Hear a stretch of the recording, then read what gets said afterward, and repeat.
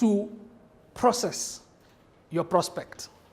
Now, processing is now to put them in these 4 categories of clients. You will only know if a client is downfill, upfill, a time waster, or a mistake if you ask questions. If you don't ask questions, you'll never find out. You understand?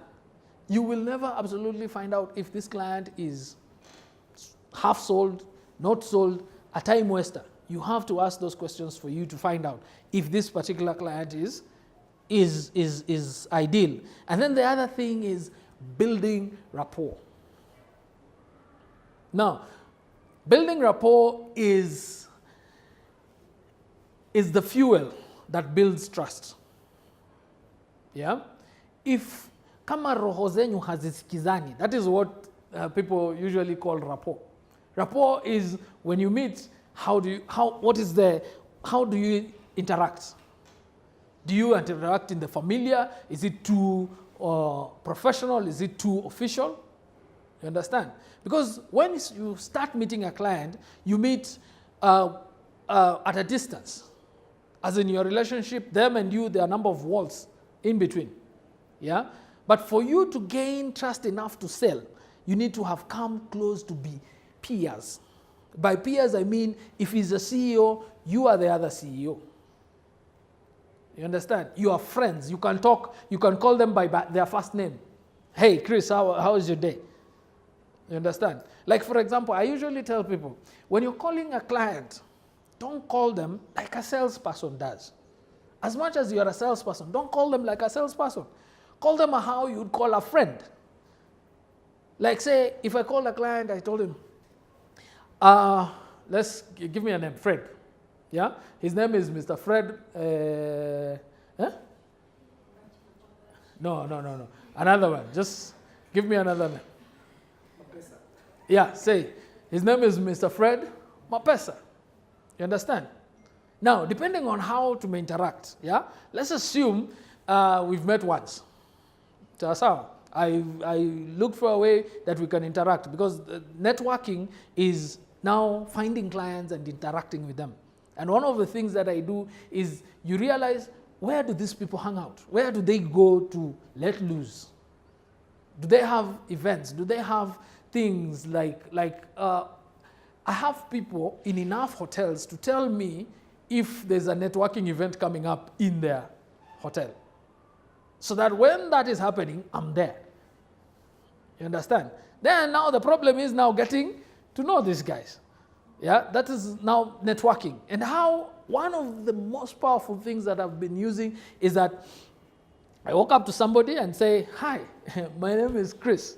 And when I came here, I said, I'm going to meet 20 new people and you're number 3. That breaks it. They smile. You know, it breaks their ice. I said, oh, really? That's nice. So what do you do? Then I ask them questions. Let them talk about themselves. Don't start saying, this is what I do, and I am this, and this is what I do, and you. No. Forget about you. You are not important. Ask them what they do. And one of the questions that people love answering is, what are you working on now?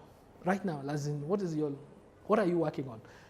They might beat around the bush telling you about a lot of nonsense. That is not what you're interested about. What you're interested about is getting them to talk. Yeah? And then when you're talking, there are things you can do. They're called active listening. Active listening, again, in communication. I really would have loved to go through the whole training with you guys, because everything makes sense when you have all the pieces. Yeah? Active listening is when you not just hear somebody talk. You listen to listen, not to respond, to listen. And your only response will be, seriously? For real? You mean? Hey, those are your only responses. It's not they're talking and then you want to now add or correct their grammar or tell them that, I also have done that before, and then you take over. No, you're not listening. You are listening so them they talk.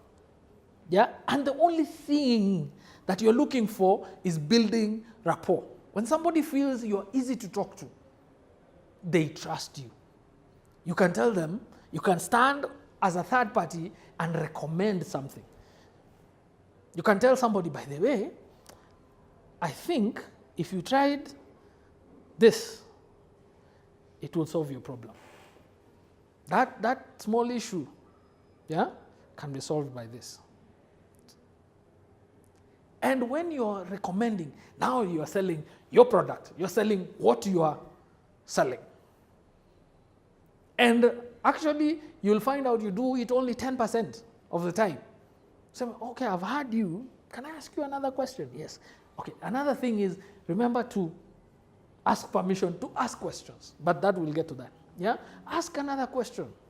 For how long has this been going on? How much money? Do you realize how much money you've lost? Do the mathematics. Emphasize. Finya that pain. That this is what you're losing. You understand? And then tell them, I think there's something that can solve. And you've been talking that way. That person will ask you, what? What do you think can help? But if the first thing you do is start selling, nobody will ever admit they have a problem. Everybody wants to look okay and composed and taken care of their own business. Yeah? So people will buy from people who will ask them questions, identify where the problem is, and recommend a solution. If a doctor tells you, go to the chemist and get these dawas, you don't go to the chemist and negotiate other dawas, even if the chemist is theirs. Why? It's because they have taken you through a process, and they know that this is a solution.